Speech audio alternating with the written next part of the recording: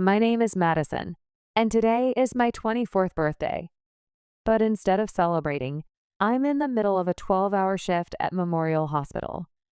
As the charge nurse in the pediatric ward, I spend my days working to protect the smiles of children. Now, let me tell you about the birthday message that would change my life forever. It was 2 p.m. when I finally got a moment to breathe. My phone lit up. I thought it was a birthday message from my family, but when I looked at the screen, I sold your car. The family comes first. You should be grateful we even let you live here. My heart nearly stopped. It was a car I had bought with my own money. Money I earned as a nurse, saving for 2 long years. The title was supposed to be in my name, and my name only. Then, a second message came through. Derek's college tuition is due this week. $5,800. You're paying it. Derek is my younger brother. He's always been the family's golden child, treated like a prince. What would you do if your family sold something precious of yours without permission, and then demanded a huge sum of money? Tell me in the comments. You won't believe what happened next. Now, let me explain my family dynamic. The golden child and the exploited daughter. In my family, the Sanders family, there was one absolute rule. My father, Frank, ruled with an iron fist, and my mother, Linda, followed him without question. And my brother, Derek, he was the perfect golden child who could do no wrong. I started working at 16. When I turned 18, my father declared, "You're not getting a free ride anymore. You'll pay $400 a month in rent, $400 a month," while I was still in high school. Over 6 years, I paid my parents $24,000 in rent alone. And what did Derek pay during that time? Zero. His room was filled with the latest gaming consoles and expensive sneakers, anything he wanted. He even got a car for his 16th birthday. I had to rely on the bus and my own 2 feet until I could afford my own. When I received a small scholarship for nursing school, my parents said, "We provide a roof over your head. It's only right that you give the scholarship money to the family." And the exploitation didn't stop there. My late grandmother left me a beautiful pearl necklace. One day, I saw it shining around my mother's neck. "It's for the family to share," she explained, as if it were the most natural thing in the world. But I never gave up. I studied at a community college, juggled clinicals between part-time jobs, and stayed up all night studying. I earned my license as a registered nurse. Last month, I was officially promoted to charge nurse of the pediatric ward. My colleague, Amelia, gave me a bracelet with a stethoscope charm. "To our future star nurse," the card read. In that moment, I felt a sense of pride I had never been allowed to feel at home. And then there was my car. A used Toyota Corolla, but it was all mine. I saved for 2 years and negotiated the price myself. When I drove it home, my father just scoffed. "If you had consulted me, I could have gotten you a better deal." But I didn't care. The keys in my hand represented something he couldn't control. The betrayal on my birthday. Tension in the family had been rising for weeks, ever since Derek's college acceptance letters started arriving. "Your brother has a bright future," my father would repeat at every dinner. The unspoken comparison stabbed at me every time. Last Sunday, they announced Derek had chosen the state university. "It's the best business program in the region," my father declared with pride. But no one talked about how they would afford the tuition for this prestigious school. Now I know. They planned on using my money all along. After receiving those shocking texts at the hospital, I tried calling my father. Voicemail. I called my mother. She picked up on the 4th ring. "Madison, I'm busy right now," she said, her voice artificially cheerful. "Mom, what is Dad talking about? He can't just sell my car, can he?" There was a pause. Then she said, "Your father handled everything. We needed the money for family expenses. Besides, you live here practically for free, so it's only fair, isn't it?" Her casual dismissal of my property rights made me dizzy. Mom, that's theft. You can't sell something that doesn't belong to you. Don't be so dramatic, she sighed. Your father added his name to the title when he took it for an inspection. My signature had been forged. You signed the papers, remember? I did remember. One morning, as I was rushing to work, my father shoved a document in front of me. Car registration renewal, he had said. The reality of their deception hit me like a physical blow. What about the tuition money? I managed to ask. We're just being fair. We've supported you for years. Now it's your turn to help your brother. That's what family does. After I hung up, a text from Derek came in. Thanks for helping with tuition, sis. Dad says you're covering my first semester. You're the best. The innocent entitlement in his message pushed me from shock to pure rage. And so began the Last Supper.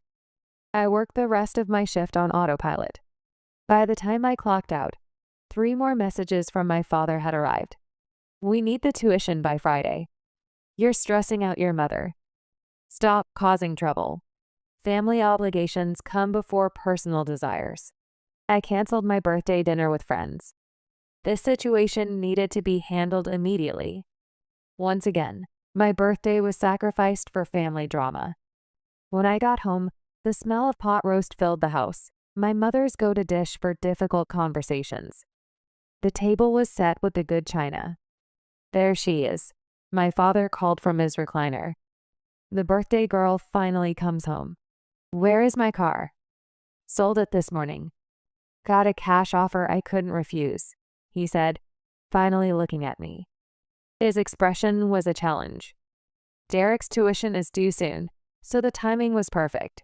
You had no right, I said, keeping my voice steady. That was my property. My mother emerged from the kitchen. Let's not start the night with an argument. I made your favorite dessert. Chocolate cake doesn't fix Grand Theft Auto, Mom. Derek bounded down the stairs. Hey, tuition fairy. Dad says you're covering my first semester. The casual sense of ownership in his voice, what's mine is yours, made something inside me snap. Years of accepting their terms crystallized into a single moment of clarity. This would never happen again. Dinner started with tense small talk. Finally, my father cleared his throat. Now about Derek's tuition. We need a check by Friday. I carefully placed my fork down. I will not be paying for Derek's tuition. What do you mean you won't be paying? His voice was conversational, but his knuckles turned white around his water glass. I mean, no. I am not giving you $5,800. I am not funding Derek's education. And you had no legal right to sell my car. My mother cut in. Madison, be reasonable. We've given you everything. I paid for nursing school myself. I pay rent. I buy groceries. And that car was titled in my name until Dad added his own without my knowledge. My father's face darkened. You ungrateful brat. You live in our house practically for free.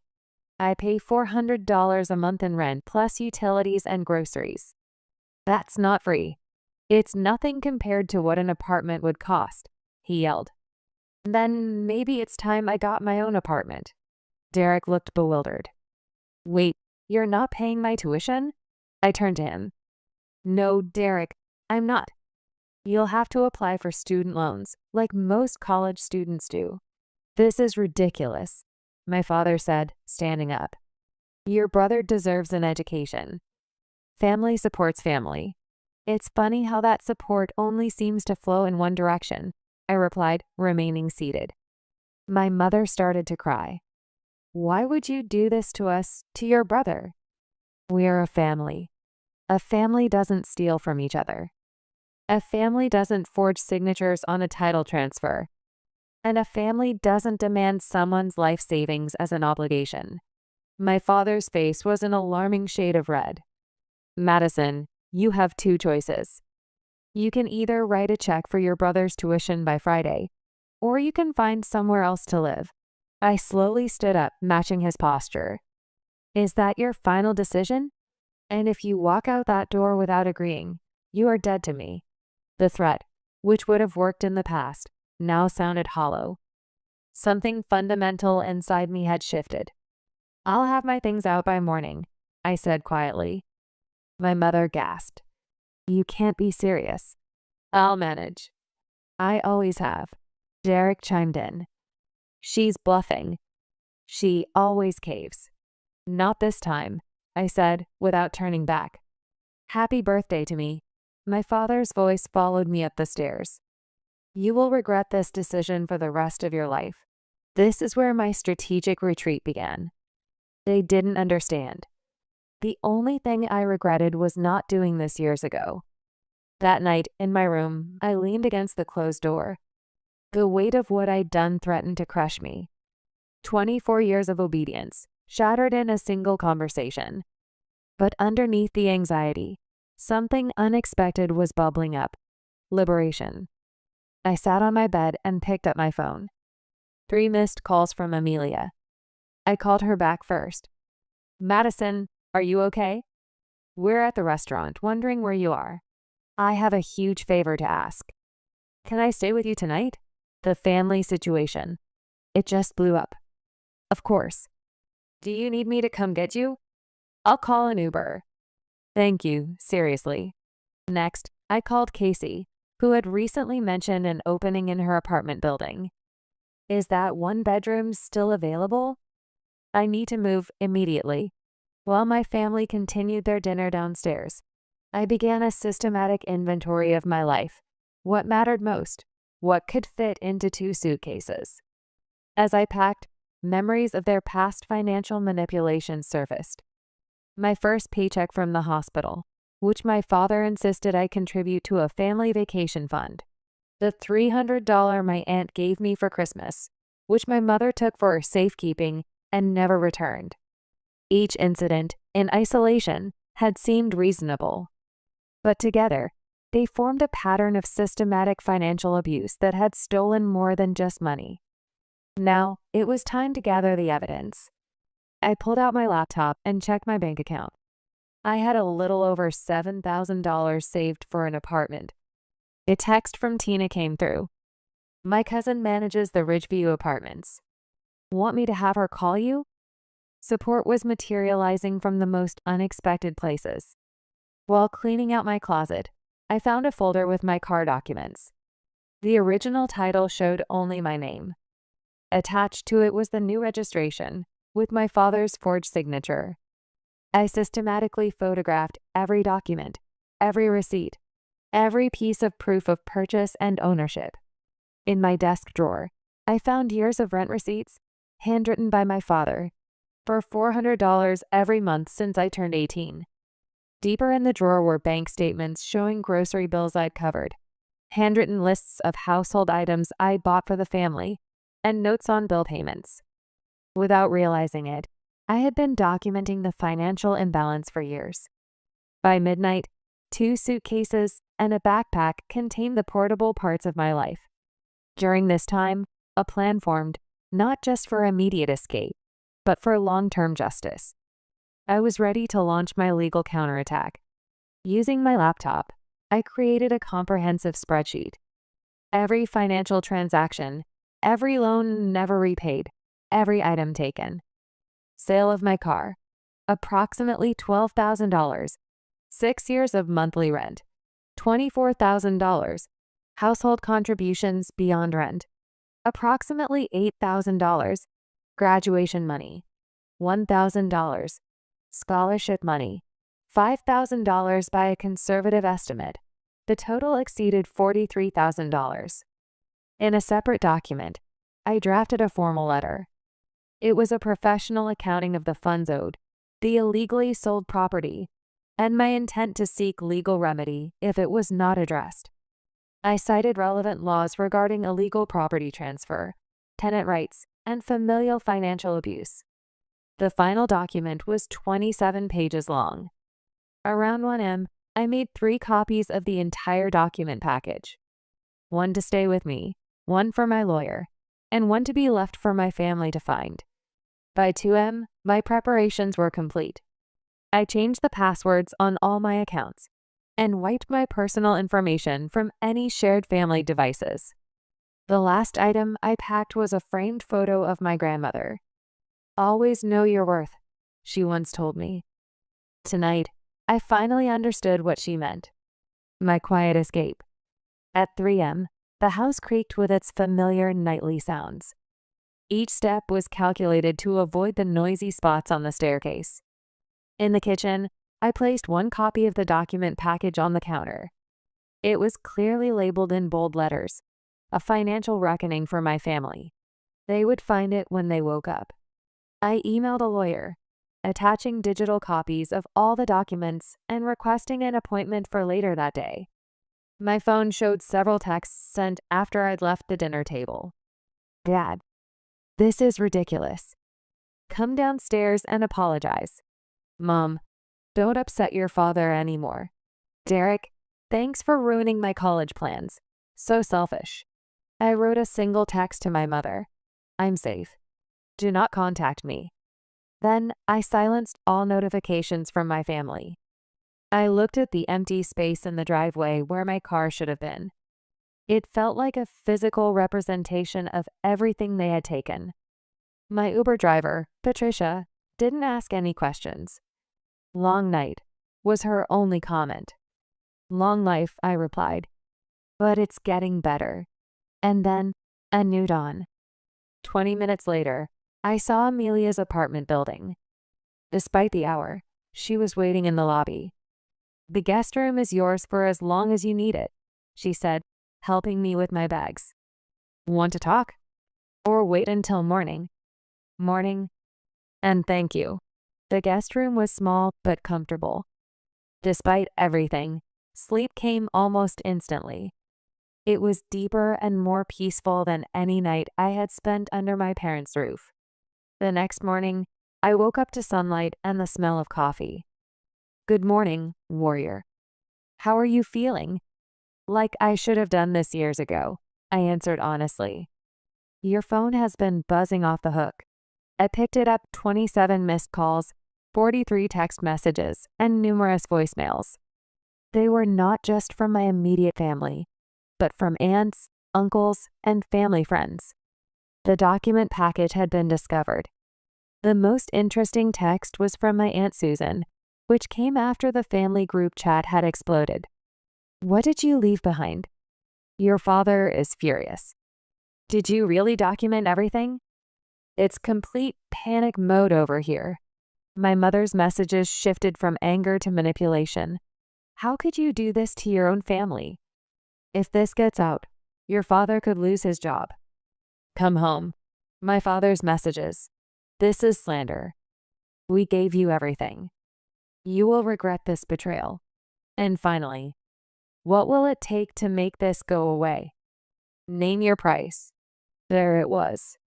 When confronted with evidence of years of financial exploitation, his first reaction was to try to make another transaction. Derek's message surprised me the most. "Dad is freaking out. Is it true they sold your car without your permission? That's messed up. What is even real here?" It was the first hint that my brother wasn't a willing accomplice, but simply a beneficiary of the family dynamics. Beginning the legal fight back. A new text arrived from Susan. "Your father is arguing with the neighbors. Your mother won't stop crying." I had no idea things were this bad. "Can you talk?" I only replied to Susan's message. "I'm safe. I'm seeking legal advice today." A few days later, my meeting with the lawyer, Judith Bennett, went better than I could have hoped. After reviewing my documentation, she confirmed what I already suspected. I had a strong case for asset recovery. The car sale is the clearest issue. Forging a signature is fraud. Plain and simple. By the end of our 90-minute consultation, we had a plan. A formal demand letter for the return of the proceeds from the car sale, documentation filed with the city about the fraudulent title transfer, and preparation for a civil lawsuit if necessary.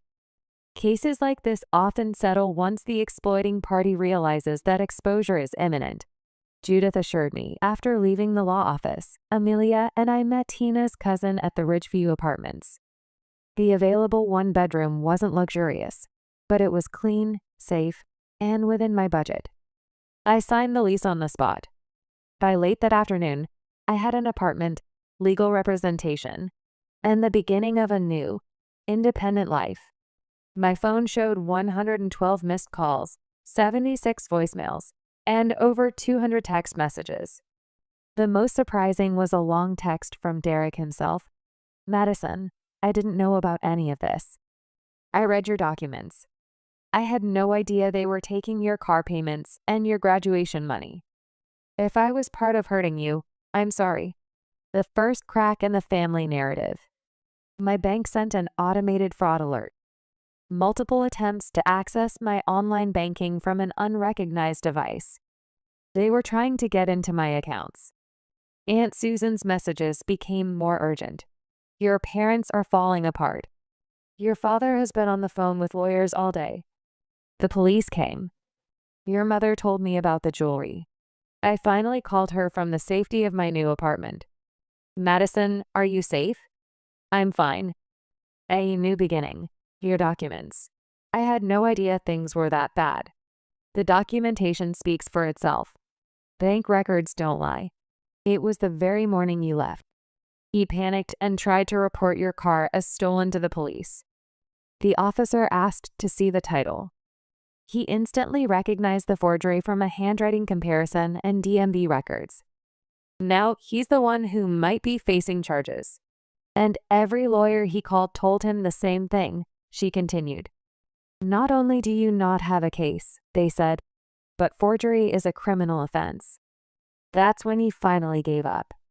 The consequences were unfolding faster than I had ever anticipated. The sweet taste of victory.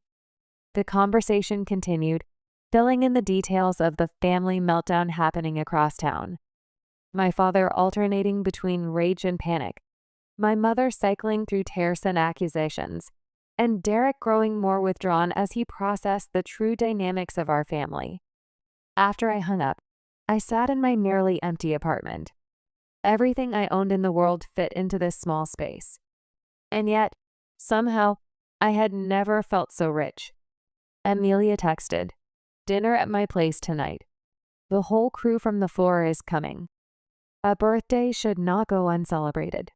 That night, surrounded by friends who had become sisters, I experienced a birthday celebration untainted by family manipulation. Small gifts appeared: a plant for my new apartment, a gift card for essentials, a framed copy of my nursing license to replace the one I'd left behind. "A toast to Madison," Amelia said, raising her glass. "To someone who has finally realized her worth is not determined by those who try to bring her down." Late that night, in my new apartment, I allowed myself to fully process the magnitude of the change. The anger at years of exploitation. The fear of an uncertain future. But mostly, the profound liberation of finally living authentically. My phone continued to collect messages from my family. From Dad. "The police came asking about the car sale. Is this what you wanted?" From Mom. "Please call. Your father is talking about moving to avoid the shame." From Derek. "I applied for a student loan today." Dad is furious. "Is this why you always seemed so stressed about money?" My lawyer called with an update. "Your father's attorney has contacted me. They wish to discuss settlement terms regarding the car and the other financial issues." "So soon?" I asked, surprised. "The evidence is overwhelming. Plus, there's the potential criminal exposure with the forged title. They are motivated to resolve this quietly." By the end of my birthday week, my new life was taking shape. Basic furniture filled the apartment, and the hospital approved my request for extra shifts to rebuild my savings. Most importantly, my father agreed, through his lawyer, to return the car's full market value of $12,000, plus an additional $26,000 as partial compensation for the documented financial abuse, for a total of $38,000. It wasn't everything I was owed, but it was enough to secure my new beginning without a protracted legal battle. It was a realistic compromise to avoid the mental and financial costs of a long court fight. Building new relationships. Derek enrolled in a community college instead of the larger university. "I'm actually saving money this way," he told me. "I might get my associate's degree here and then start working. It makes more financial sense." His financial awakening continued to evolve through regular texts and occasional phone calls. "Dad tried to borrow from my savings account yesterday. I'm finally starting to understand what you went through." My mother attempted to reconcile through intermediaries, Aunt Susan, then a family friend, each carrying messages of her worry, without any acknowledgement of the substantial wrongdoing. "She misses you," they would report. I maintained a polite but firm boundary. "I'm doing well. I'm building a new life. I'm not ready for contact yet." My father remained silent after the settlement. His pride was more wounded than his wallet. "He doesn't understand why you had to make a family matter public," Aunt Susan explained. "He still sees it as a betrayal rather than self-preservation." His opinion mattered less and less each day. His approval was no longer the currency of my self-worth. Professionally, I thrived. My promotion to charge nurse was made permanent, and there were hints from nursing administration about a potential move onto the management track. Free from the financial drain of my family, I was able to pursue additional certifications, expanding my career options. Amelia and the other nurses remained a steady presence. Weekend brunches, movie nights, hiking trips to the nearby state park. The family I chose, not the one I inherited. 3 months after I left, Aunt Susan arranged a carefully structured meeting. Just her, Derek, and me at a neutral restaurant. No parents, no pressure. "You know," Susan said, "I always had my doubts about your father's ways. My late mother, your grandmother, was also very worried about you. But I never felt like I could interfere in family matters. You gave me the courage to finally do what I knew was right. I just never saw it before," Derek admitted over dinner. "The way they treated us so differently, how much they took from you while giving to me. It was so normal, I never questioned it." "That's how family systems work," I explained. "Everyone plays their assigned part. The golden child doesn't see the scapegoat's burden because they aren't meant to. I'm sorry I was a part of that." "Was the tuition demand the last straw?" "The car was the last straw," I corrected him. Taking something I had worked so hard for, something that represented my independence. The tuition was just confirmation of how they saw me, not as a daughter, but as an ATM. That night marked the beginning of healing, not with my parents, but with the family members capable of growth and acknowledgement. Derek and I established a new relationship based on mutual respect. Susan became a surrogate mother figure. 6 months after my birthday revelation, I received a letter from my father. Not an apology or a reconciliation, but a notification. "We're selling the house and downsizing. If you want any of your remaining belongings, arrange to pick them up by the end of the month." Derek helped me retrieve my remaining things and childhood mementos. Our parents were conveniently absent during our scheduled visit. The room I had occupied for 24 years was already being partially converted into a storage space. My presence was already being erased. "They're struggling," Derek reported. "Dad's pride won't let him admit he was wrong, but the family knows."